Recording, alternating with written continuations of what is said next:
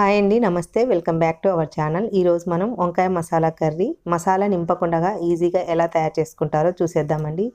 ఇప్పుడు స్టవ్ పైన ఒక బాండీ ఉంచి 4 టేబుల్ స్పూన్స్ వరకు ఆయిల్ వేసానండి. స్టవ్ వెలిగించుకొని ఆయిల్ వేడెక్కిన తర్వాత చిన్న ముక్కలుగా కట్ చేసిన ఉల్లిపాయ ముక్కల్ని కొద్దిగా వేసుకోవాలండి. లైట్గా ఫ్రై చేసుకోవాలి. ఇక్కడ నేను ఒక 10 వంకాయలు తీసుకున్నానండి.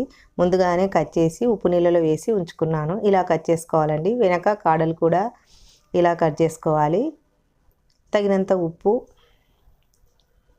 3 స్పూన్స్ కారము, కొద్దిగా పసుపు,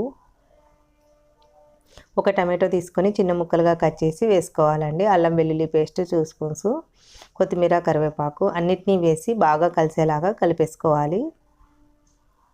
ఇలా బాగా కలుపుకొని కొద్దిసేపు మగ్గించుకున్న తర్వాత తగినంత వాటర్ వేసుకోవాలండి. వంకాయలు మునిగేలాగా వేసుకోవాలండి వాటర్.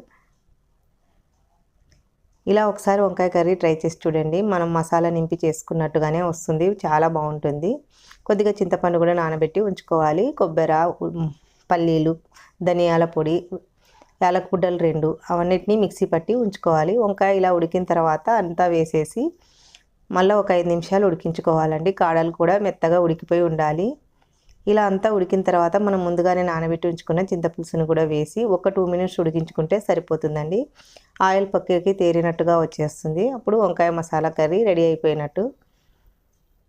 ఈ వీడియో మీకు నచ్చితే లైక్ చేసి షేర్ చేసి మరెన్నో వీడియోస్ కోసం నా ఛానల్ని సబ్స్క్రైబ్ చేసుకోండి. Thank you.